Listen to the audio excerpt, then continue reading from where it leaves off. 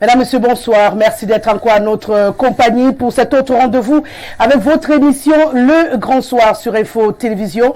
Nous aurons encore l'opportunité, comme à l'habitude, de nous pencher sur les sujets qui font l'actualité au Cameroun et même hors de nos frontières.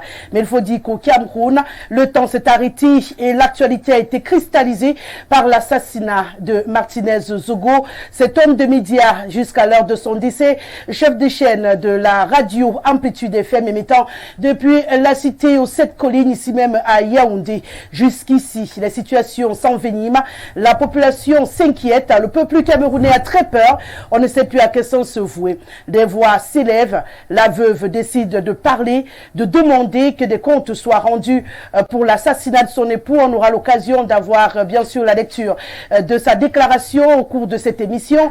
On aura également la déclaration des chefs traditionnels de la Déquié qui décident ici de refuser la dépouille de Martinez Zogo et on comprendra à l'écoute de leur réaction le pourquoi du comment. Voilà entre autres tous les contours que nous aurons tout au long de cette émission concernant cette actualité autour de l'assassinat de Martinez Zogo. On parlera également de liberté de manifestation au Cameroun. Cela a été annoncé en grande pompe. Les hommes des médias qui avaient décidé de marcher ce jeudi en honneur bien sûr de Martinez Zogo pour demander que justice lui soit rendue. Et bien entendu, l'accord préalable a été annulé. Il n'y a pas eu possibilité de marcher. En échange, on nous a proposé d'écrire une pétition. On devrait nous accompagner auprès du Premier ministre pour déposer ce document. Une réalité qui interpelle et qui remet à l'ordre du jour la question de liberté de manifestation au Cameroun. Merci d'être des nôtres. Installez-vous confortablement le temps d'un détour et on retrouve notre panel. 6 99 13 50 75, c'est le code d'accès par lequel vous pouvez vous connecter à nous tout au long de cette émission. Je le rappelle à toute fin utile. Le 237, c'est l'indice du Cameroun pour vous très nombreux qui nous recevez hors de nos frontières. Vous pouvez nous écrire, je le répète, par SMS ou par WhatsApp. C'est à l'endroit de ceux qui continuent à nous faire des appels. On propose également notre plateforme Facebook Info TV Cameroun pour les amoureux des tabloïds. Peu importe votre position géographique, vous avez l'occasion et l'opportunité de participer à cette émission. Sur ce, on va tout de suite dire bonsoir au révérend Emmanuel Mpako qui est avec nous ce soir. C'est un acteur du système éducatif camerounais. Il est syndicaliste. Et j'aime bien à le dire, ce soir, il sera la voix de la société civile. Bonsoir, révérend, et merci une fois de plus d'avoir dit oui. Bonsoir, Rosalie. Merci de me faire encore une fois de plus l'honneur de m'inviter sur ce plateau. Je dis bonsoir à mes copanélistes et bonsoir à tous les téléspectateurs d'Info TV dans le monde. Oui, l'heure est grave. Le Cameroun, en ce moment, nous vivons des moments difficiles. Nous sommes en émoi, nous sommes en pleurs même, il faut le dire. Et nous devons beaucoup nous interroger sur notre environnement quotidien et sur ce que devient notre milieu de vie, pour ne pas dire ce que devient notre pays. Il y a lieu de s'inquiéter, il y a lieu surtout de demander où est passée la justice. Où est passée la justice? Vous aurez l'occasion de bien poser votre question tout à l'heure. Permettez-moi de dire bonsoir au président national du mouvement républicain, le MOREP, Fabien Assigana. Bonsoir, président, et bienvenue.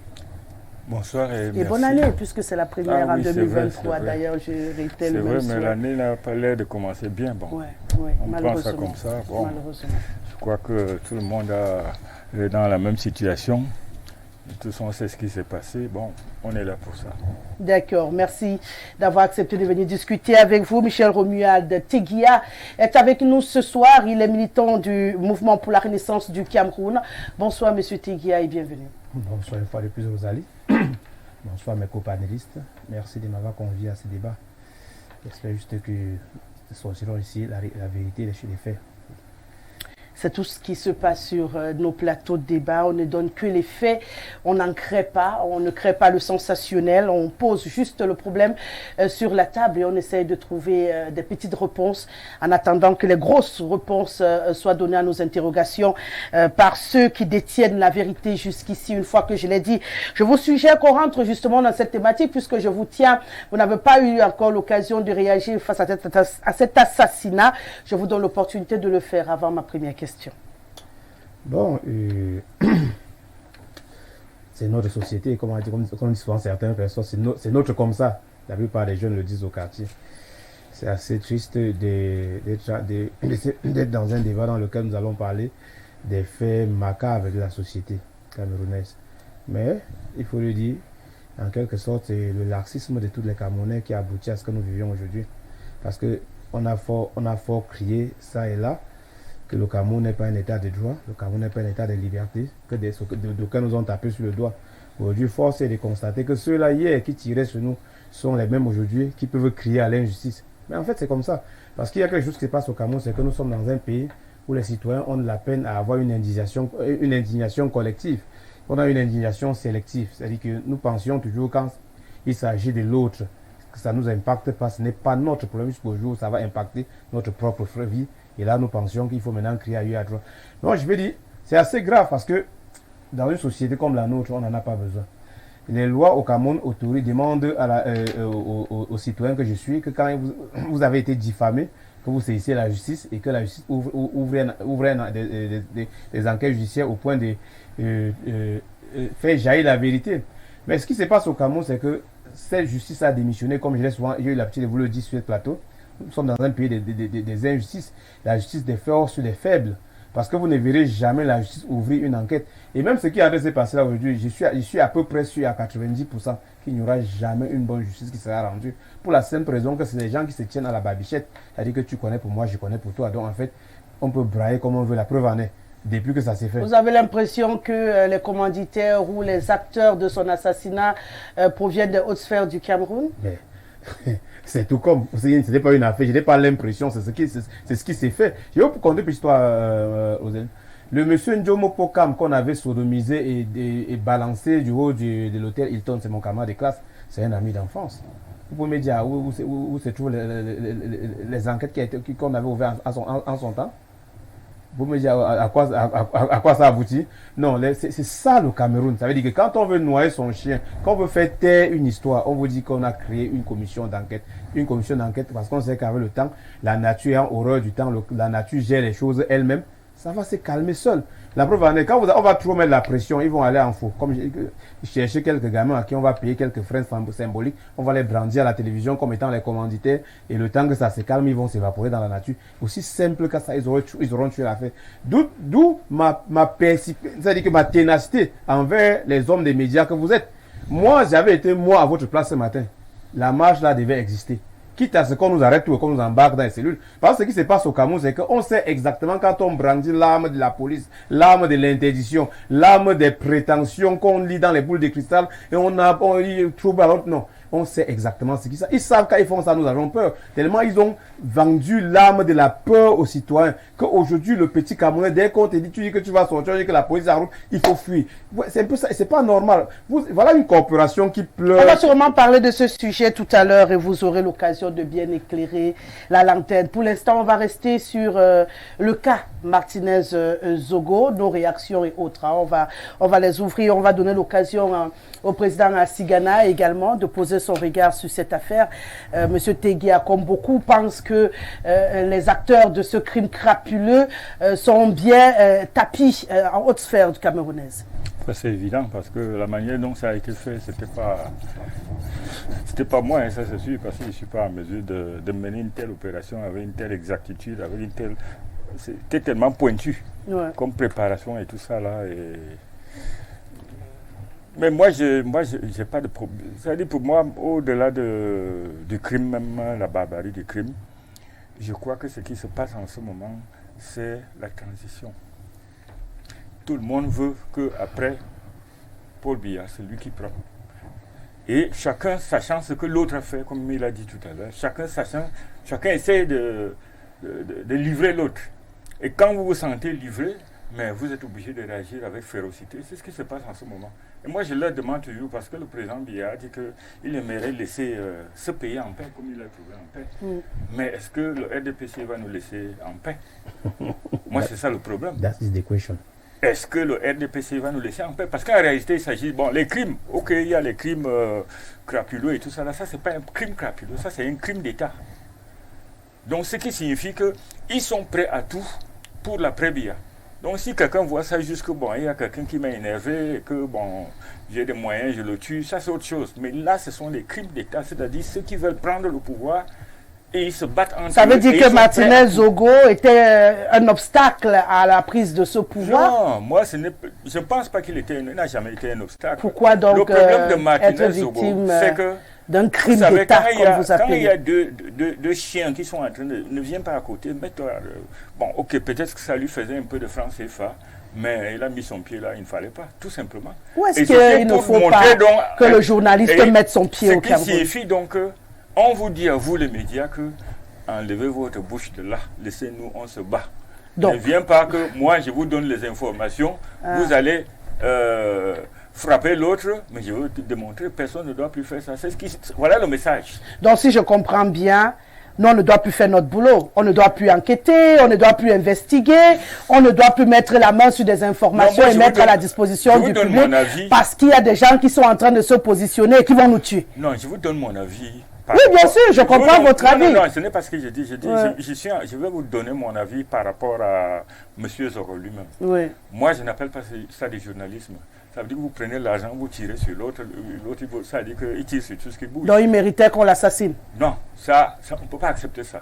Quel que soit ce qu'on fait, on ne peut pas le faire. Puisqu'il y en a même, on les arrête, on les met en prison et tout ça, là, on le fait, mais tuer quelqu'un, et pire encore, la manière atroce, barbare qu'on l'a fait, ça c'est inqualifiable, c'est incroyable. Et je vous dis que malgré que je n'étais pas d'accord avec lui, c'est quand même mon frère de la Léké. Et chez nous, à la Léké, nous, malgré ce qu'il a dit là, tout à l'heure que ça va disparaître. Je vous dis que ça ne va pas disparaître parce que nous sommes le socle du régime actuel. Si la Léké se fâche, le régime va... Apparemment, la Léké est fâchée. On va sûrement rendre public leur réaction tout à l'heure. Le temps de permettre au révérend Emmanuel Paco de poser ce regard également que tout le monde partage sur l'assassinat de Martinez Zogo. Rosalie, nous avons appris depuis l'école primaire la notion de séparation de pouvoir. Et le chef de l'État, notre père, a un jour répondant à une question du journaliste sur, je crois, Radio Monte Carlo, avait dit, on lui avait demandé quelle image voudrait-il qu'on garde de lui lorsqu'il aura quitté les affaires. Il avait dit qu'il voudrait qu'on retienne de lui celui qui a apporté la démocratie et le progrès.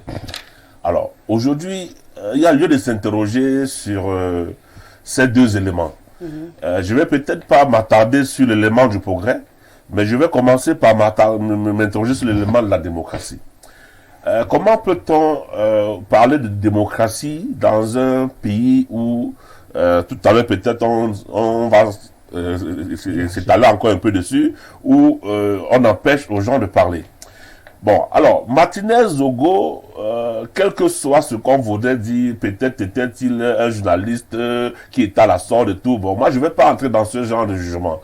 Je vais plutôt constater que nous avons là un Camerounais, un digne fils de ce pays que nous partageons tous ensemble et qui se battait comme chacun de nous et qui essayait de faire au mieux son métier, qui était d'informer. Alors, son métier, c'était un métier d'information. Donc, quand il cherche l'information qu'on vous a dit tout à l'heure, il doit la rendre publique pour que nous autres aussi, nous puissions la voir. Et au travers de son émission, il nous présentait réellement les embouteillages de la société camerounaise. Et s'il a été malheureusement mal pris dans ces embouteillages qu'il présentait, au point où ils subissent, on va dire, c'est même pas un accident d'embouteillage parce que c'est pire que ça. Parce qu'un accident, c'est quelque chose qui arrive de moment inattendu, de façon... mais là, c'est quelque chose qui a apparemment été bien préparé. Et j'ai lu dans les réseaux sociaux, dans certains médias, qu'il aurait été suivi, même pas seulement en une journée. Il a été suivi pendant longtemps, ça a été préparé, et que c'était même pas uniquement ce véhicule qui avait derrière lui, mais il y avait d'autres personnes qui étaient postées là, et ainsi de suite. Il y a tellement de commentaires qui sont faits cette affaire, qu'il y a lieu d'éclaircir. Il y a lieu d'y apporter de la lumière. Parce que dans une société qui se veut moderne, dans un état qu'on veut état de droit, on ne peut pas laisser faire une telle gabégie. On ne peut pas laisser faire une telle cruauté. Comment est-ce qu'on peut ainsi penser disposer de la vie d'un homme? On arrache quelqu'un de la vue de ses enfants, de sa famille, de l'amour de ses compatriotes, et pendant des jours, on le garde de façon inconnue de son entourage, du peuple qui est déjà au courant qu'on a mis la main basse sur lui.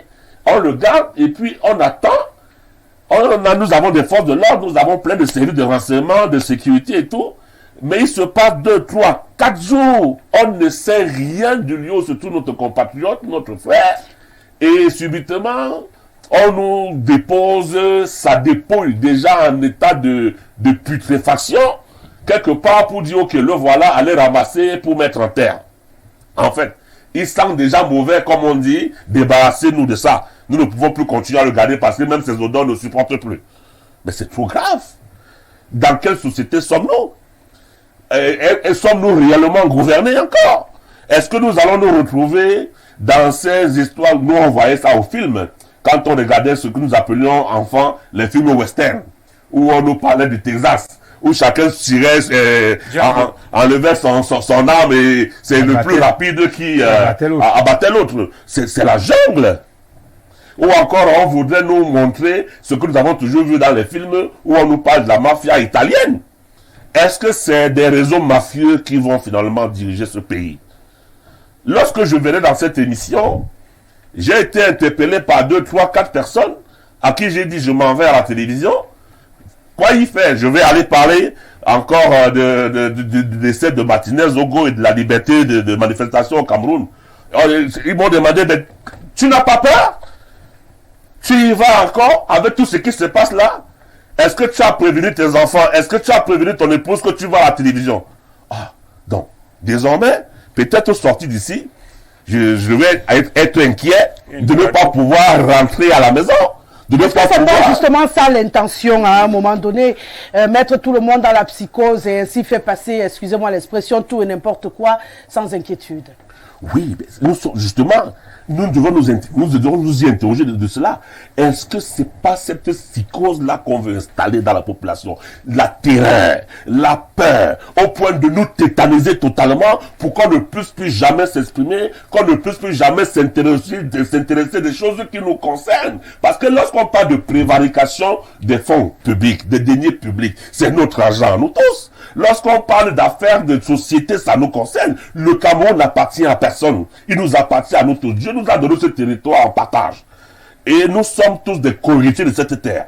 Nous devons d'une façon ou d'une autre pouvoir nous entendre pour y vivre ensemble dans la paix. Et lorsqu'on regarde notre pays, on dit paix, travail, patrie. Où est passée la paix? Où est passée la patrie? Je ne voudrais pas m'interroger sur le travail. Car en tant que syndicaliste, je pleure un travailleur qui un matin est sorti, il allait à son travail. Comme moi je suis sorti ce matin, je suis allé à mon travail. Et je ne sais pas si je vais rentrer par rapport aux interrogations que les collègues, les camarades, les amis ont commencé à faire tout à l'heure lorsque j'ai dit que je partais à la télévision. Lui est sorti, comme moi, il est parti à son travail et il n'est pas rentré chez lui. Jusqu'aujourd'hui, on devrait demander à ceux qui nous gouvernent où il se trouve. Pourquoi est-ce que ce chef de famille n'est pas rentré chez lui? Pourquoi est-ce que ses enfants ne peuvent plus voir leur père? Pourquoi est-ce que cette femme ne peut plus voir son époux? Autant de questions. Ça fait mal résolu. Et nous avons mal. Le Cameroun a mal. Nous sommes en pleurs. Mais jusqu'à quand allons-nous pleurer et rester stoïques? Jusqu'à quand va-t-on nous étouffer? Jusqu'à quand va-t-on nous empêcher de donner notre ressenti? Jusqu'à quand voudra-t-on nous empêcher de nous exprimer? Si on nous enlève même la simple expression, qu'est-ce que nous devenons? Qu'est-ce que nous devenons? Je vous propose dans la suite de la discussion de lire la lettre de Diane Zogo, l'épouse de Martinez, le journaliste assassiné au Cameroun, qui bien entendu soumet son problème au peuple camerounais. Elle dit donc Martinez Zogo a été sauvagement assassiné. Cela ne fait plus de doute pour personne. Alors permettez-moi de saisir cette occasion que vous m'offrez pour interpeller et supplier solennellement toutes les hautes autorités morales du monde. Je veux ici interpeller personnellement, entre autres, le pape François, le grand imam du Cameroun, le secrétaire général de l'ONU, M. Antonio Guterres, le président de la Commission de l'Union africaine, M. Moussa Faki Mahamat, les présidents Paul Biya, Joe Biden, Xi Jinping, Emmanuel Macron, Macky Sall et tous les autres chefs d'État, les premiers ministres britanniques et canadiens, messieurs Rishi Sunak et Justin Trudeau, le chancelier allemand Olaf Scholz, etc., pour ne citer que cela, tous les prix Nobel en vie, tous les défenseurs des humains, toutes les associations des journalistes, tous les citoyens du monde épris de paix et de justice, et tous ceux qui croient encore que l'humanité de l'homme est sacrée et passe par le respect du droit à la vie de l'autre. Je vous lance ce cri de désespoir comme on lance à bord d'un bateau en détresse une bouteille à la mer pour vous implorer. Premièrement, d'exiger au gouvernement camerounais la protection sans faille des enfants et de la famille de Martinez Zogo, qui aujourd'hui a peur du danger, qui continue à les guetter et des incertitudes du lendemain. Deuxièmement, d'exiger du gouvernement camerounais que les exécutants et les commanditaires de l'odieux assassinat du père de mes enfants soient rapidement interpellés, jugés et condamnés conformément à la loi. Que pour plus de crédibilité et de sérieux, qu'une commission d'enquête nationale et internationale sous l'égide de l'ONU soit constituée pour qu'éclate une vérité indiscutable. D'exiger la finalisation rapide et sans équivoque des enquêtes qui sont à l'origine de l'exécution barbare et inhumaine de mon compagnon. Ceci afin que celui-ci ne soit pas mort pour rien. Autrement, cela équivaudrait à une deuxième exécution capitale et sommaire d'État.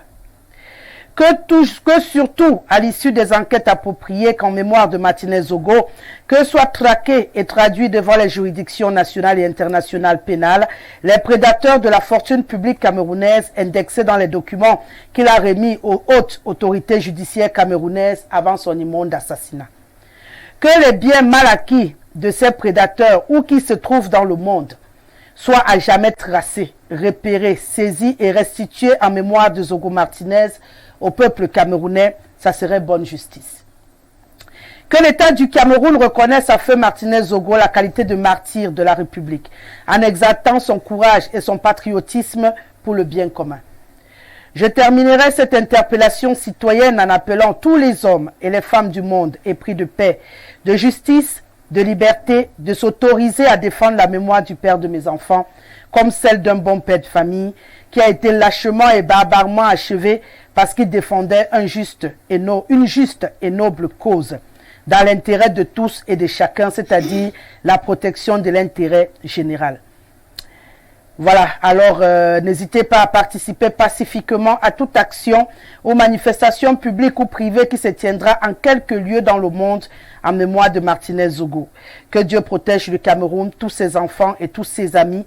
Que Dieu vous bénisse tous en tant que ses créatures. Merci beaucoup pour votre inestimable soutien. Diane Zogo, l'épouse de Martinez Zogo. On va commencer par elle. On aura l'occasion d'avoir les autres tout à l'heure. Une sortie qui fait réfléchir. Et qui pour vous, c'est encore un coup d'épée dans la mer parce qu'il faut passer à plus vite, à plus rapide, à plus grand. Ouais, je souris un peu parce que j'ai les interpellations des chancelleries occidentales et tout ce que ça va avec. Pour moi, ce n'est pas la solution. La solution, c'est d'abord les Camerounais eux-mêmes. Dans quel pays aimerions-nous vivre? Donc, on a l'habitude de dire qu'on n'a pas besoin d'aller en Occident chercher de l'aide pour venir. Bon, soit elle a le droit d'interpeller qui elle veut interpeller. Mais je vous dis, la solution viendra du Cameroun. Et cette solution viendra des Camerounais. Mais est-ce que cette interpellation ne peut pas également aider lorsque l'on sait que beaucoup de cas qui ont traîné ont été accélérés dans ce pays de par justement ce regard international à ces problèmes? Macky Sall a ses problèmes au Sénégal. Hein. Que ce soit n'importe quel président qu'elle a pris là. Ils ont leurs problèmes là-bas. Ce n'est pas qu'au Cameroun qu'on assassine des gens. La réalité, c'est nous les Camerounais. Comment nous comptons vivre dans un pays où l'humain n'a plus de sens? C'est ça la question. Moi, aller interpeller, je ne sais pas moi, quel kidam là-bas qui a ses propres problèmes, le pape, est-ce que ça va pas? Lui, il a résolu ses problèmes de pédophilie à l'église, il ne viendra. Et entre eux, ils savent comment ça fonctionne. Donc, ce n'est pas une affaire où vous allez entendre que l'ONU a beau donner les déclarations. Le gouvernement Cameroun n'applique rien, ils n'entendent rien. La réalité au Cameroun, c'est cette force publique liée aux citoyens que nous sommes.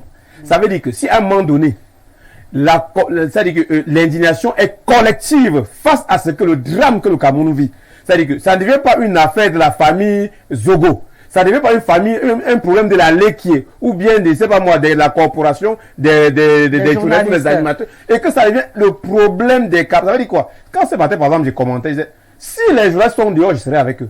C'est ça, c'est le ressenti d'un citoyen qui a mal dans sa chair. Ce n'est pas une affaire des journalistes ou d'animateurs, non. Moi, je ne le connaissais que dalle. Moi, je ne l'ai même jamais rencontré sur mon chemin. Mais le simple fait qu'il soit citoyen camerounais, dans une société où je voudrais voir mes enfants grandir et avoir l'assurance que, parce qu'ils ont dit non, on n'a pas besoin d'être tranquille, je dois me sentir concerné. C'est ça la réalité. Ça veut dire que c'est un problème camerounais où chaque Camerounais doit comprendre. Ici, ça n'a pas marché. J'ai pris un exemple simple. Je connais un pays pas non loin du Cameroun, où on nous montre 1 franc sur le cube, tout le monde sort. Vous comprenez? On ne dit pas que bon, on va faire comment? Non, on va faire comment? Il s'agit d'un citoyen qu'on a atrocement ôté la vie. Oh, mais attendez, on l'a fait. En dehors de lui, il y a eu Ouazizi.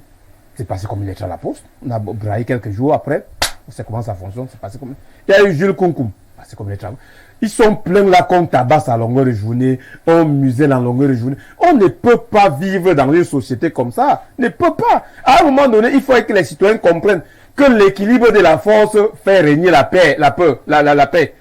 Si on a toujours tendance de croire que si on va se lever, on va nous bastonner, on va se lever, ben, laissons donc. Et que ça aille comme ça aille là. Effectivement, les forces publiques savent que c'est comme ça que nous réagissons. Tant que nous n'avons pas brisé ce mythe, que même si on nous dit que nous ne sortions pas, nous sortons. Au moins comme ça, on n'arrêtera pas tous les Camerounais mettre en cellule. Au moins comme ça, on comprendra que les Camerounais sont fâchés et quelque chose doit se passer. C'est de ça qu'il est question. Monsieur, je vais dire président Assigana, Denis Zogo crie et appelle au secours. Tout ça, parce que je suis d'accord avec lui sur les vous n'êtes pas d'accord avec Monsieur Tegia? Je dis que je suis d'accord avec lui sur la remarque qu'il a faite, les appels internationaux, le pape, le... Donc pour vous, elle aurait dû appeler le Cameroun au secours, terminé? Non. Enfin, elle peut faire ce qu'elle veut. C'est elle qui souffre, c'est elle qui a perdu son mari et c'est elle qui est veuve avec ses enfants. Elle a le droit de dire ce qu'elle veut. Et si ça peut faire quelque chose, tant mieux. Mais moi, ce que je veux dire, c'est que parfois, les gens, nous les hommes politiques, on pense que c'est parce que je suis allé, j'ai dit que marchons contre étudier, les gens vont marcher.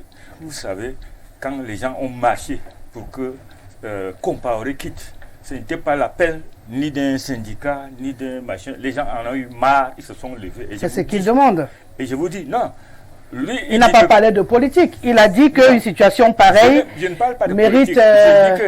Je dis que quand les gens, une indignation collective. Quand les gens atteignent un stade, c'est pas que vous demandez qu'il faut que les gens sortent. Quand les gens... Donc vous avez l'impression que les Camerounais se comportent comme s'ils n'ont pas encore atteint le seuil. Oui, quand les gens atteignent le seuil, qu'on ne peut plus, ça va, et c'est neuf. Vous voyez les choses. Et je vous dis, depuis que ce monsieur est mort, ce n'est plus que, oh, c'est tel parti, oh, c'est tel ceci, oh, c'est tel... C'est tout le monde qui est indigné. Parce que très souvent, on dit, ah, ça c'est eux là, ils veulent nous entraîner dans leur histoire, ça c'est eux qui... Mais là, je vous dis, depuis que ce monsieur est mort, je vois une indignation collective. Et je vous dis que si cette semaine finit, d'abord, il n'y a pas de remaniement ministériel. Que la plupart, parce qu'ils savent qui est dedans là. On les met d'abord dehors. Et si d'ici 1, 2, 3 semaines, il n'y a rien, parce que déjà même dans la plupart des pays, quand un procureur prend un dossier en main, il fait une conférence de presse. Et au moins chaque jour ou une fois par semaine, il dit où est-ce qu'il en est. Moi, je ne sais pas si vous connaissez le procureur. Apparemment, il y a un procureur. Je ne sais pas si vous connaissez les... Parce qu'il y a même ce qu'on appelle appel à dénonciation. Si vous connaissez Même le président de la République a lancé l'appel à dénonciation le 31. Si vous l'avez... Aidez-moi à lutter contre... Mais les noms sont là. Martinez Zogola a aidé. Non, avant même ça, il y a comment on appelle le truc de la Cour suprême, la chambre administrative, la chambre... Des comptes. Elle a donné tout. Mais on veut voir maintenant. En 2011, il a dit qu'ils vont rendre gorge. En 2022, je veux dire 2021, ils vont rendre gorge. En 2022, ils vont rendre compte. Vous avez l'impression qu'on recule. On devrait rendre compte et rendre gorge. C'est des mots et des mots et des mots. Et je vous dis cette fois-ci, ce n'est pas même pas le syndicat, la preuve. Le syndicat a dit qu'on va marcher. C'est eux-mêmes encore qui font une sortie en disant qu'on a dit que c'est interdit. Mon ami, quand les gens... Non, bon, en fait, ils ont reçu... Non, je ne suis pas dans ce sens que je voulais dire. Oui. Ils ont reçu le conseil de leur tutelle, le MINCOM, qui leur a suggéré plutôt que de faire une manifestation, de commencer par la première étape qui voudrait qu'ils écrivent une pétition et qu'il est prêt à nous accompagner au Premier ministère de poser cette pétition, que ce soit un premier pas. C'est pour ça quand vous faites une sortie, il faut faire ça de manière responsable. Vous ne pouvez pas dire qu'on va marcher, on appelle tous les autres, et ceux qui n'avaient pas suivi l'annulation et tout ça, ils allaient se retrouver en route. Si vous n'êtes pas sûr de votre histoire... Nous sommes très organisés, pour nous ça passe vite. Si vous n'êtes pas sûr de votre histoire, ne dites pas qu'il y aura une marche. Mais si vous dites qu'il y a une marche et après vous dites que non, on nous a conseillé, mais on aurait pu vous conseiller. Il fallait donc le consulter avant et vous dit que c'est pas bien, on peut faire ceci, que d'aller d'abord dire qu'on va le faire et après on dit qu'on nous a conseillé. Bon, là par contre, c'est un autre débat qui sera mené parce que ça ne fait pas toujours l'unanimité. Je suis donc en train de dire que cette décision de ce soir à cette marche. En réalité, je suis en train de voir le seuil.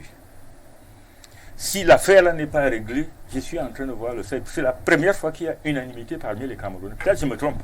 Mais la première fois, on ne dit plus que ça c'est tel, c'est tel. Bon, nous, moi je suis de la Ligue et nous aussi, on fait du bruit en disant que nous. Mais ce qu'il y a, c'est que c'est tout le peuple camerounais, surtout ce qui s'est passé. Ce n'est même pas. Si on l'avait trouvé avec une balle à la tête, ça allait être. Ça aurait été moins choquant. Mais la manière qu'on a vu ça, personne ne peut accepter ça. Et je suis convaincu que vraiment, au soir de son règne, je veux dire au soir du président. Règne, je crois qu'il doit démontrer que je vous ai entendu. Référent. Oui, Rosalie, j'ai d'abord voulu dire un mot lorsque je t'ai entendu dire nous sommes bien organisés. Ah non, c'est pas le débat, mais on pourra revenir dessus tout à l'heure. Oui, j'aimerais par là. Non, je vais dire que personne n'allait aller se retrouver là, il fallait pas. Je voudrais embrayer par là pour revenir justement sur ce que Michel Tegué a dit. En fait, ça ne doit pas être, et c'est ce que le président répète aussi de l'autre côté, ça ne doit pas être l'affaire d'une corporation, d'un groupe d'individus ou bien d'une famille. Non, ça doit être l'affaire de la nation. Je crois en fait que c'est ce qui a été craint. Parce qu'à la base, ça devait être une indignation des hommes des médias. Nous sommes assez sérieux et tempérés quand on veut poser des questions. Mais ils ont compris que ça allait déclencher une mobilisation qui allait peut-être ne plus être contrôlable. C'est plus dans cet état d'esprit. Et comme l'intention n'était pas non plus de déclencher une insurrection au Cameroun, en responsable, on accorde une petite marge de manœuvre. Mais ça ne signifie pas qu'on s'est calmé. Oui, nos prises de parole ne sont pas non plus insurrectionnelles. Oui. Personne ne... mais si ça devient une nécessité, c'est autre chose. Moi, peut-être, à l'encontre de certains de mes compatriotes, j'ai vu au moins ces états de guerre civile ailleurs. Dans mon pays, le Cameroun, j'ai pas pu vivre ça parce que ça s'est passé lorsque j'étais naissant et tout. J'ai entendu, mais j'ai vu ailleurs.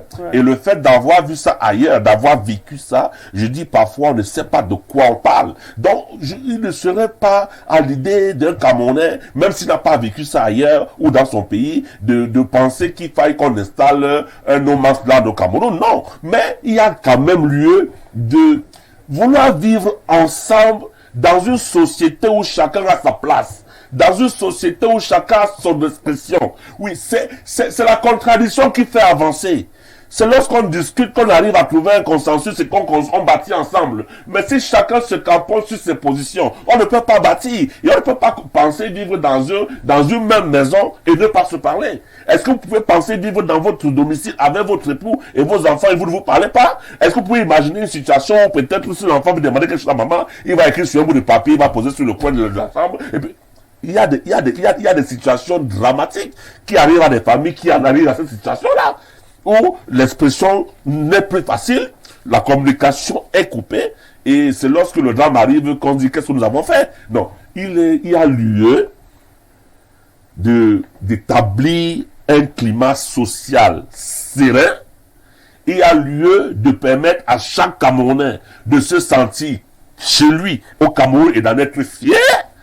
Il y a lieu de permettre à ce Camerounais de savoir que sa parole compte, que son avis compte, et que lorsqu'il s'exprime, ceux qui nous gouvernent et qui nous dirigent écoutent son expression. On peut ne pas être d'accord, mais on s'écoute tout au moins, on analyse et après on prend des résolutions.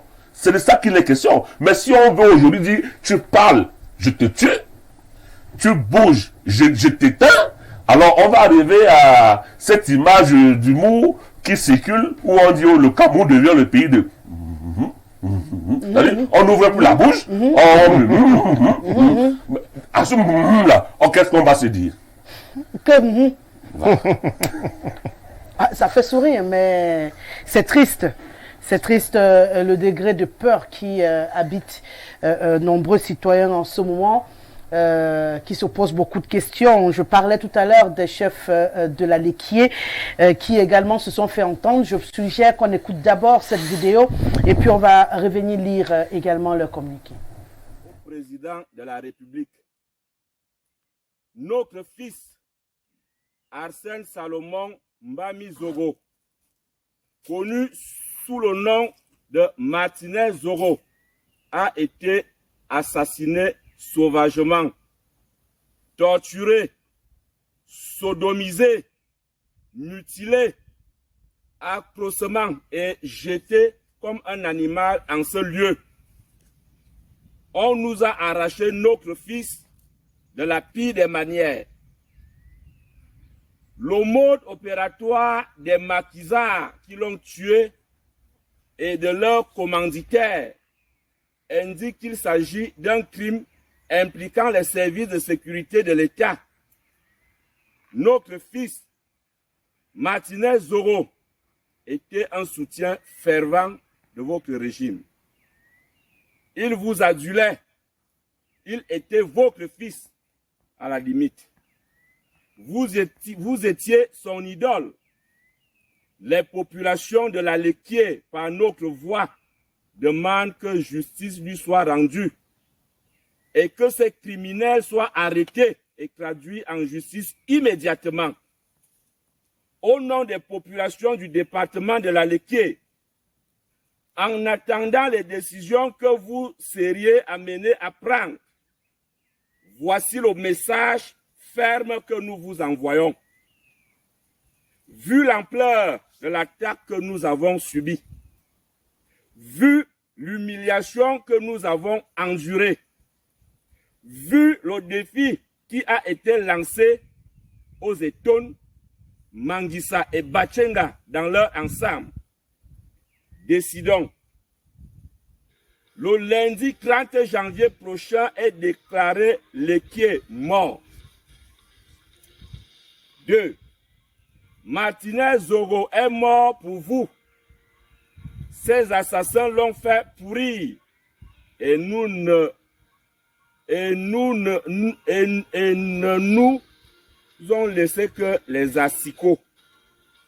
Par conséquent, nous refusons de recevoir ces asticots dans la Lequier et proposons que la dépouille de Martinez Zogo soit acheminée en Vomeka et qu'il soit enterré dans le caveau familial du président, vous son père. Une délégation des chefs traditionnels et des populations de la Lequier fera le déplacement dans votre village pour assister au...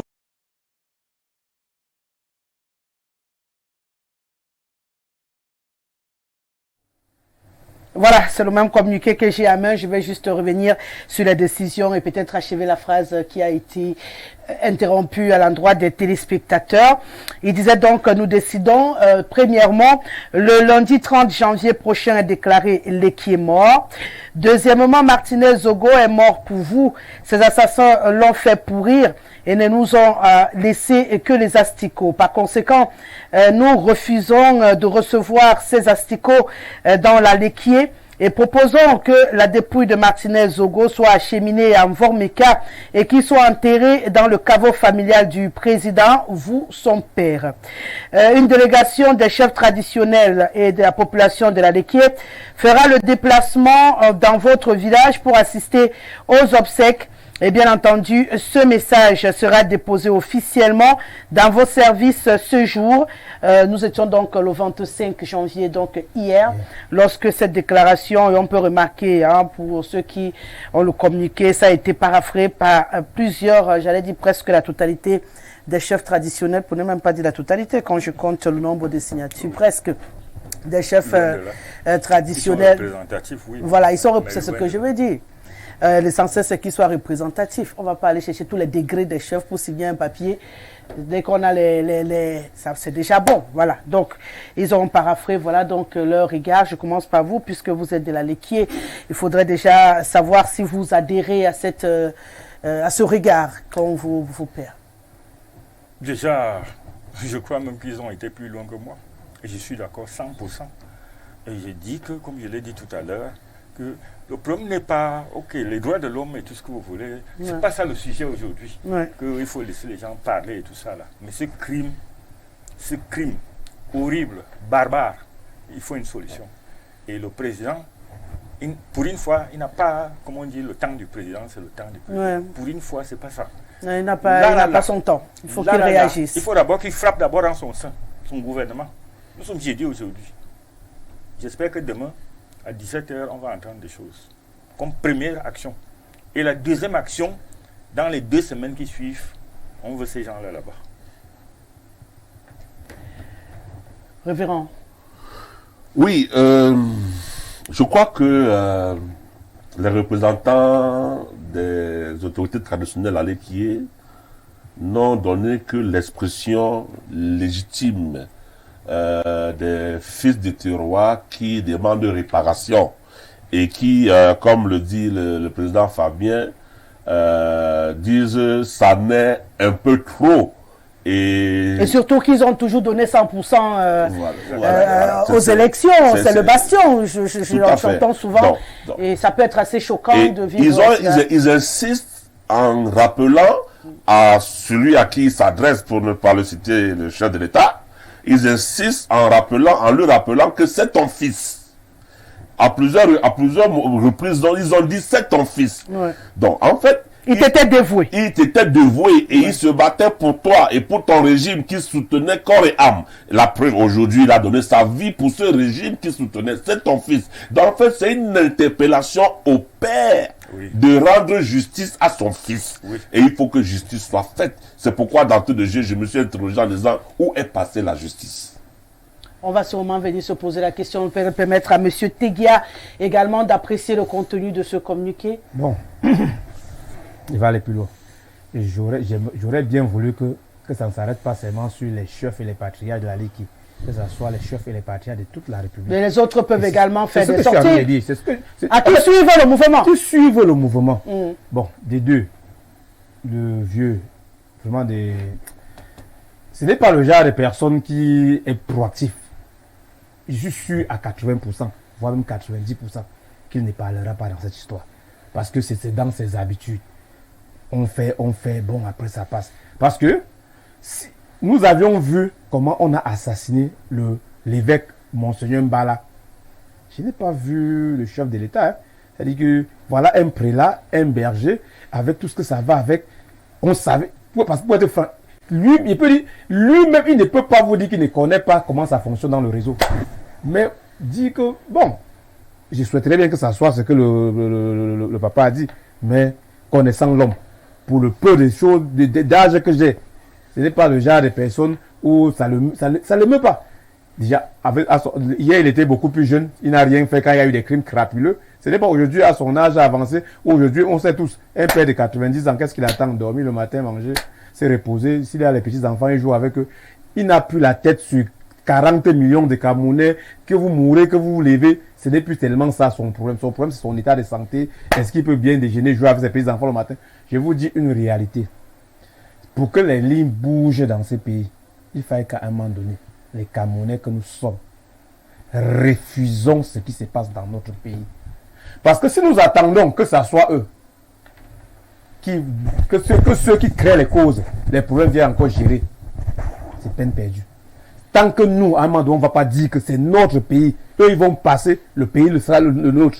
Le révérend posait la question tout à l'heure de savoir où était passée la justice. À votre avis, elle est portée disparue? Ou vous avez l'impression qu'on va rentrer dans un état de jungle et commencer chacun à courir comme il veut dans tous les sens pour obtenir gain de cause, ou il faille encore s'accorder une dernière chance? La justice au Cameroun, c'est une justice à tête chercheuse. C'est une justice des grands sur les faibles, les forts sur les faibles. Il suffit que vous voliez un doigt de banane, on vous donnera 10 ans de prison. À côté, quelqu'un va braquer toute une banque, ça va s'arranger à la meilleure. C'est depuis de la justice. Dans un pays sérieux, comme il a dit tout à l'heure, le procureur de la République ce serait auto-saisi. Il n'allait pas attendre qu'on le lui dise. Depuis que Martinez Zogoa a porté disparu, attendez, vous avez vu un seul communiqué du procureur de la justice, du procureur de la République, dans des pays à peu près sérieux. C'est tous les jours que le procureur de la République tient des conférences de presse pour vous dire voilà où on en est, voilà comment ça doit marcher. Aujourd'hui, vous parlez. Le Cameroun, c'est un cercle, les gens se tiennent. Le procureur attend que le ministre lui donne les ordres. Le ministre attend que le président ou le secrétaire de la présidence lui donne les ordres. Et voilà comment ça va. Si celui qui a commis le crime est le protégé du ministre, il ne va jamais donner les ordres. Et même s'il donne les ordres, c'est de manière biaisée. Il va vous dire, regardez ce côté, mais ne regardez pas ici. C'est aussi simple que ça. Il a pris un exemple. La Cour des comptes rend un verdict dans une affaire que tout le monde braille en longueur de journée. Depuis que les journalistes, les animateurs, la société civile braille, ça a bronché, ça a bougé d'un iota, parce qu'on attend c'est le Manitou qui va donner l'ordre qu'on déclenche une procédure. Et il donne l'ordre qu'on déclenche quand il se rend compte que tu nuis à ses intérêts. Tant que tu ne nuis pas à ses intérêts, ça passe, on va bavarder, d'ici 2 ans, ça devient une lettre morte. Parce que vous avez l'impression qu'on a l'intention d'attendre 2 ans? Bon, c'est ce qui se passe généralement au Cameroun. Oui, c'est pas moi qui le dis, c'est ce qui se passe généralement. Je constate les faits que sur plusieurs problèmes qui a trait à la société, sur le mal-être, sur les atrocités, ça va brailler, après ça va mourir d'elle-même. Et ils savent que la nature est maître du temps. Et voilà comment on gère au Cameroun. On sait qu'on va laisser le temps, vous jacasser, vous épuisez, vous fatiguez encore doucement. Et après, c'est terminé. Oui, révérend, vous vouliez donner un petit mot sur la situation de la justice au Cameroun. Lui trouve que c'est une justice à double vitesse qui parfois appuie un peu trop sur le démuni et protège le détourneur ou le riche. Parce qu'on va mettre riche entre guillemets, hein, parce que pour moi la richesse c'est pas toujours les comptes bancaires, mais bon. Rosalie, si j'ai envie de m'aligner avec lui sur cet aspect-là, pour dire que on a bien l'impression que notre justice est une justice à la solde, qui est tenue au même par l'exécutif. Je ne voudrais toutefois pas apprécier au même titre que lui les propos qu'il tient par rapport au président de la République. Ouais. Oui. Moi j'ai vu ma grand-mère âgée de pratiquement le même âge, 90-100 ans, parce qu'elle est décédée à un peu plus de 100 ans. J'ai vu ma grand-mère être beaucoup plus émue, abattue, affolée que nous lorsque j'ai perdu mon petit frère, celui qui venait exactement derrière moi dans le rang de naissance. Donc j'ai vu ma grand-mère réclamer, parce qu'il est décédé par accident ferroviaire, et il se disait clairement qu'il a été assassiné, et que donc on a provoqué son décès et tout. Et j'ai vu ma grand-mère à son âge réclamer avec vigueur et violence que on puisse lui dire ce qui s'est passé et qu'on lui rende la vie à son petit-fils, et à défaut qu'on lui présente ceux qui sont à l'origine de son décès. Ce n'est pas une question d'âge, et je ne peux pas corroborer le fait qu'on puisse s'exprimer ainsi à l'endroit de celui qui est le père de cette nation. Quoi qu'on dise, quoi qu'on veut, c'est lui qui tient les rênes de ce pays, et il n'y est pas non plus par hasard. Il faudrait qu'on souffre également de savoir que le pouvoir est divin, et que s'il est là, c'est aussi un choix de Dieu. De tout cas, quoi qu'on puisse dire, quoi qu'on puisse souhaiter, c'est pourquoi en tant que citoyen, nous interpellons celui qui a la responsabilité de ce pays. Ce n'est nul autre que le chef de l'État. Et nous l'interpellons pour dire, papa, l'heure est grave. Papa, l'heure est grave et tu ne saurais quitter cette terre en nous laissant dans une telle condition. Tu ne saurais quitter cette terre en nous laissant un tel Cameroun. Nous ne pensons pas que ce soit là le Cameroun que tu as souhaité laisser à tes enfants. C'est de ça qu'il est question et nous voulons que papa fasse quelque chose. Voilà. Vous voulez rajouter quelque chose? Je peux... Vous êtes touché également. Je pense qu'il a dit à haute voix le message que vous vouliez également faire passer. Je voulais juste donner, aller un peu dans ce qu'il y a que lui-même, je suis convaincu, il sait que l'heure est grave. On a beau dire, il le sait. Tout ce qu'on veut maintenant. C'est sa réaction. Exact. On attend donc sa réaction avec impatience parce que jusqu'ici, je crois que c'est la seule chose qui viendra un tout petit peu apaiser les colères et les douleurs et les craintes des uns et des autres. Parce que sans cette réaction, comme vous tous vous le dites, on a l'impression que le pays est en train de balancer entre les mains de certaines personnes. Vous dites qu'ils se battent. On voudrait bien qu'ils sortent avec leurs armes et qu'ils nous montrent au moins où ils sont. Comme ça, ceux qui n'ont pas envie d'être dans la bagarre iront s'abriter. Mais s'ils se battent à notre insu sur nos têtes, ça peut être quand même compliqué pour les innocents qui ne comprennent rien, mais qui sont en train de payer le prix pour d'autres involontairement. Donc, s'ils veulent se battre, qui disent nous voici, on a envie de bagarrer. Comme ça, nous, on s'éclipse, on les laisse au Cameroun, ils bagarrent. Quand ils finissent, nous, on revient. Bonsoir chez tous, j'apprécie votre émission et je suis désolé que tout ce gros travail au profit des affamés que nous sommes soit récompensé à la Martinaise. Mais je me demande si c'est la première fois que les chefs traditionnels perdent leur fils. Sinon, qu'est-ce qu'ils ont fait? Et c'est maintenant qu'ils feront quoi? C'est Florent depuis Damas qui attend un peu plus que la sortie des chefs traditionnels. Il voudrait les voir passer à l'acte. Le marchandage de positionnement politique a déjà commencé sur la mort de Martinez Zogo. Partis politiques, médias, individus, chacun fait déjà des appels de pied. Honte à nous tous, donc, c'est Cathy depuis Mimboman qui vous a à l'œil, qui trouve que subitement, et c'est vrai, hein, on a vu des hommes politiques aujourd'hui aller faire des sorties, des arrivées à amplitude et tout. Pourtant, depuis que c'est arrivé, on n'a pas vu la bousculade. Mais depuis un moment, depuis hier, je crois, il y a un bal masqué. On finit par se demander. On commence à ne plus avoir moyen de bien lire entre les lignes qui pleurent véritablement et qui rêvent véritablement. Malgré tout, la vie reste un mensonge, car de toutes les façons, on finira par mourir. Mais seulement par notre façon de vivre, nous donnons un sens à celle-ci. Raison pour laquelle, alors que nous la quittons, il y a une grande émotion qui provoque un mal de cœur et du coup, nous n'arrivons pas à accepter le départ du défunt. Peu importe la manière ou la façon de son départ, excusez-moi de dire ce discours, c'est une façon pour moi de pleurer ce grand homme Martinez Zogo qui avait l'oreille à l'écoute et prêt à intervenir en toutes circonstances. Que le Seigneur reste et demeure au contrôle de nos vies, que ton âme repose, que ton âme puisse reposer en paix et que le Seigneur accorde la force et le courage à tous les proches en veillant également sur ta famille. Voilà, c'est un téléspectateur qui écrit et bien sûr il sort de son message avec des larmes. Ils sont très nombreux à envoyer ce type de message, hein, mais je ne peux pas souvent les garder pour venir les lire après. C'est juste pour dire à ceux qui me déversent ce type de message pour que je puisse les lire en temps opportun, que c'est parfois compliqué pour moi de les conserver de cette manière-là. Bonsoir madame. Ce régime avec la terreur, voyez-vous, quand ils ont senti que cette affaire peut soulever le peuple, ils ont lancé hier un recrutement de 9000 jeunes dans la gendarmerie pour vous dire que le régime ne compte pas sur la population, mais sur la force même contre ces populations-là. D'accord. Bonsoir Rosalie, bonsoir le plateau.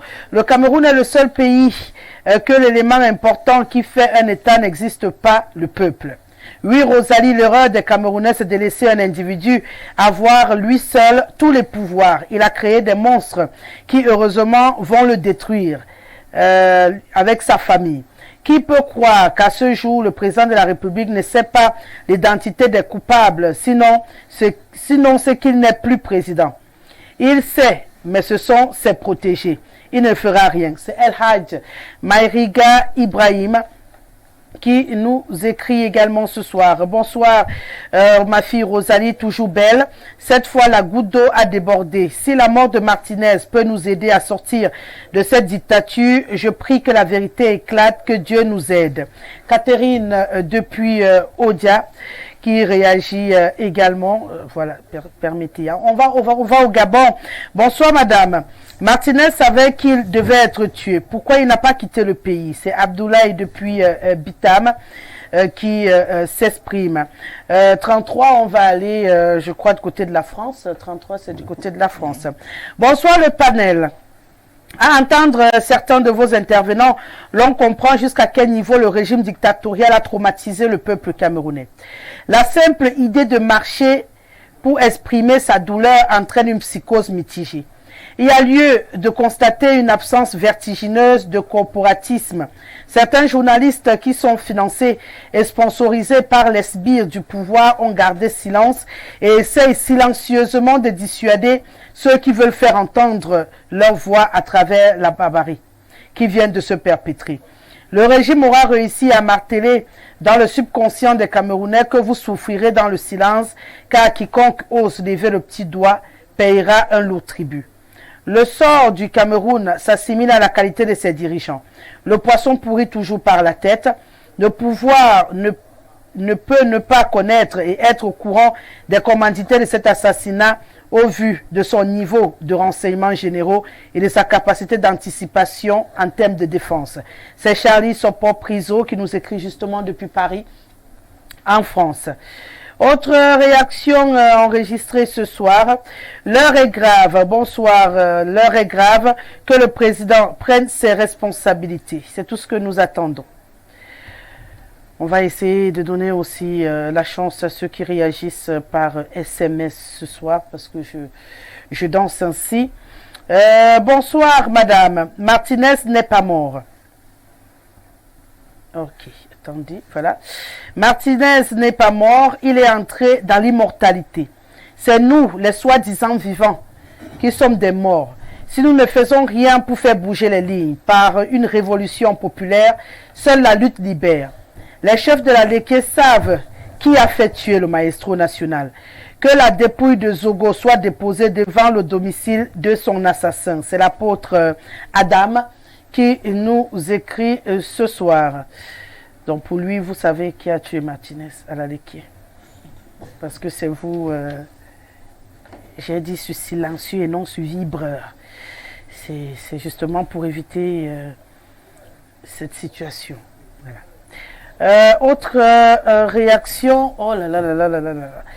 La vitesse où vous les envoyez, ça bug. Hein. La mort de Martinez Zogo ne doit pas passer inaperçu. Il est point besoin, ne doit pas passer inaperçu. Voilà, j'y arrive. Il est bien beau de voir l'animosité, le ressentiment et le désir de justice de la population qui semble outragée par le manque de sérieux de la justice et du gouvernement à mettre aux arrêts les assaillants de Martinez. Mais nous connaissons bien comment fonctionne notre régime.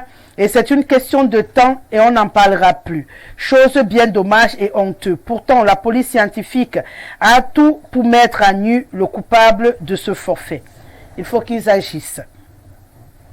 On va poursuivre la lecture de vos réactions au rythme que malheureusement nous donne la machine ce soir. Grâce à votre mobilisation, hein, elle également, elle est épuisée. Elle travaille beaucoup ces derniers jours. Bonsoir Rosalie, belle émission, tous derrière la Léquier et nous ne voterons plus nos bourreaux. C'est Onguéné qui écrit depuis Bertois. Où est la marche des journalistes Amam Mana corrompu? C'est Mohamed Dobili qui nous écrit ce soir. Bon. Là, vous commencez à chercher les pouces sur les calvities de certaines personnes. Voilà, Rosalie, je pense que ces monstres, à faire montre d'une âme luciférienne, ne viendront pas me terroriser dans leur bataille fratricide où des créatures, instruments du Créateur, montrent la nuit des longs couteaux à vivre la terreur. C'est Massoc Thomas qui réagit également ce soir. Autre réaction enregistrée également au compte de cet autre numéro du Grand Soir. Oh là là là là, c'est compliqué. Allez, ce qu'on va d'abord faire, on va prendre une transition et on revient. Voilà, nous sommes toujours en direct d'Info Télévision. L'émission, c'est le Grand Soir. Entre lundi et vendredi, 17-18h52. Nous parlons des choses qui nous concernent et qui vous concernent, vous, qui nous recevez via le petit écran. Et je suis toujours en compagnie du révérend Emmanuel Paco, la voix de la société civile sur ce plateau. À côté de lui, Romuald Tegia du Mouvement pour la Renaissance du Cameroun. Bien sûr, le président national du MOREP, Fabien Sigana, est avec nous également. Ce soir, on va encore se donner une petite chance de lire quelques-unes de vos réactions avant de passer à notre prochaine préoccupation ce soir. Bonsoir le plateau. La justice n'a plus de crédibilité. Une gendarmerie qui n'a pas pu aider Zogo quand il avait le plus besoin ne sera capable de mener une enquête fiable. Si ce cas s'était passé ailleurs, le président aurait déjà envoyé un message de condoléances.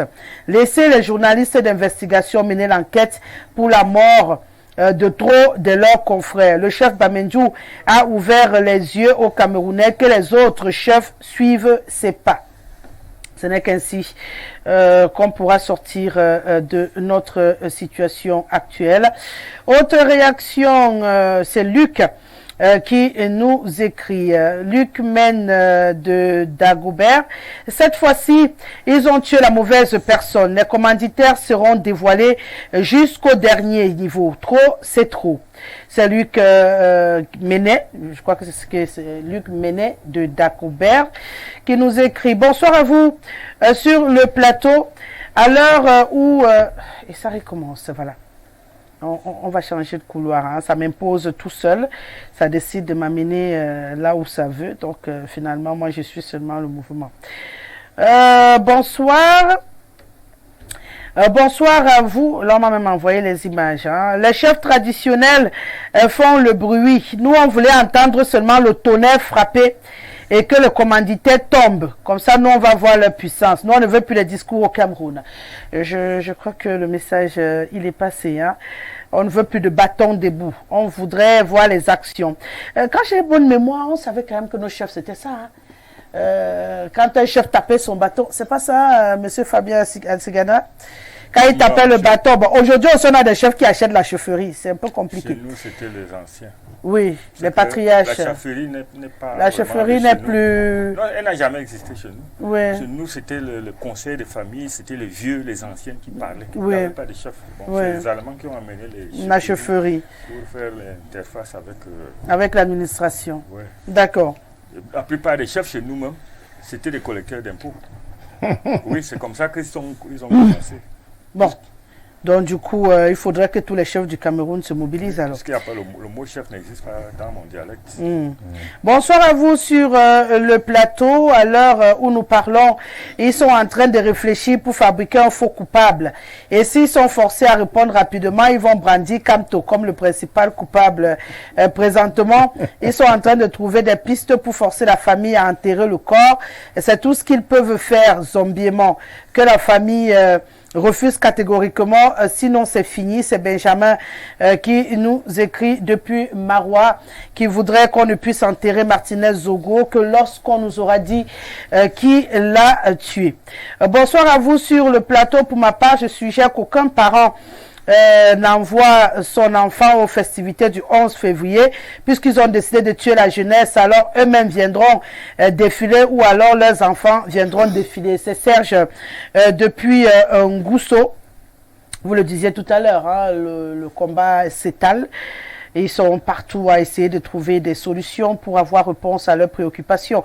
Bonsoir le plateau. Le décès de Martinez Zogo est un déclencheur pour la réussite du pays. Car lorsqu'on est en forêt et qu'un moucheron nous dérange à l'oreille, lorsqu'on le tue, un grand nombre de moucherons nous envahissent. Donc le pays va bouger. C'est Marc depuis Lomier qui nous écrit. Bonsoir madame. Je ne sais même pas pourquoi les Camerounais continuent même de voter le papa là. Il est déjà fatigué. C'est Fabrice depuis Obala qui nous écrit également ce soir. On va encore prendre la réaction de Codé, où est la marche des journalistes. Donc tu allais rester couché chez toi, tu attends seulement la marche des journalistes. Alors qu'on a dit que sortez-vous tous. Toi tu attends seulement. C'est ce que vous étiez en train de dire. Donc tu attendais de regarder ça à l'écran le soir. Le Cameroun est un état d'intimidation. Nous parlons de Martinez. Où est Charles Ateba Yéné? Le Cameroun est pourri depuis. C'est Tardo qui nous écrit. Autre réaction, si vous l'aimez beaucoup, sortez et marchez. C'est Mathéo depuis Douala. Bonsoir Rosalie. Je suis Martel Elie depuis le Sud Cameroun. Je souhaite prendre part à votre émission pour parler de l'assassinat de Martinez. Je voudrais envoyer un message à ces bourreaux. En cas d'accord, faites-moi. Ah, vous voulez aussi venir pleurer Martinez? Moi, j'ai pas un souci, hein. Je suis une tribune tant que je vous vois, je vous écoute, parce qu'il faudrait pas non plus que j'ouvre l'antenne à quelque chose de compliqué, parce que là, vous dites, vous voulez venir passer un message à ces bourreaux, donc vous les connaissez. Donc venez, on se parle. On commence d'abord à 9. Après, on va arriver ici. Bonsoir Rosalie, comment tu vas? J'espère que bien. De mon côté, ce n'est pas encore la grande forme. Je voulais juste dire que j'ai du mal à encaisser évidemment ce qui est en train de se passer au Cameroun. Je suis malade, je n'arrive pas moi-même à reprendre le cours de mes activités. Il faut reprendre le cours de vos activités. Ce qui est sûr, c'est que cette affaire ne va pas s'arrêter. Nous continuons à poser la question, à interpeller la justice camerounaise, à interpeller le chef de l'État, pas le gouvernement, le chef de l'État. Bonsoir le grand soir, vraiment j'aime bien votre émission. Moi j'appelle ça le temps de Dieu. Fin à la torture de mon père, le chef d'État dit quelque chose. Martinez, ils ont fait fort. C'est Pascal depuis Ngousso qui interpelle également le chef de l'État. Il faut qu'il sorte, il faut qu'il fasse quelque chose parce que cette fois, ils ont fait fort. 241, on retourne au Gabon. Bonsoir madame. Ma femme est plus forte. Il faudrait que la femme de Martinez aussi s'élève, c'est ça? Bonsoir le Cameroun. En zone CEMAC nous fait honte, surtout son éternel président.